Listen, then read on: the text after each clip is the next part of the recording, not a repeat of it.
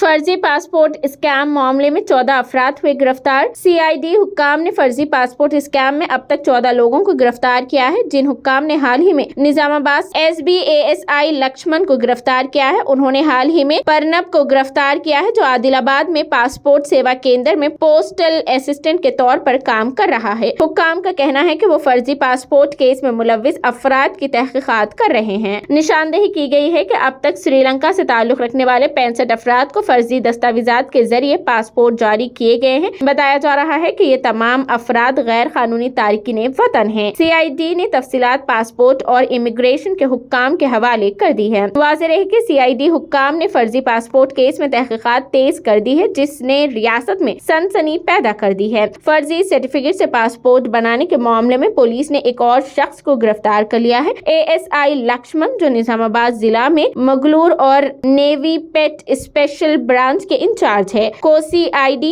In charge है, उसको CID हुक्काम ने हिरासत में ले लिया है। मजीद तफ्तीश के लिए लक्ष्मण को हैदराबाद मुंतकिल कर दिया गया है। वाज़ेह रहे कि पुलिस ने इसी मामले में भेमगल के एजेंट को गिरफ्तार किया है।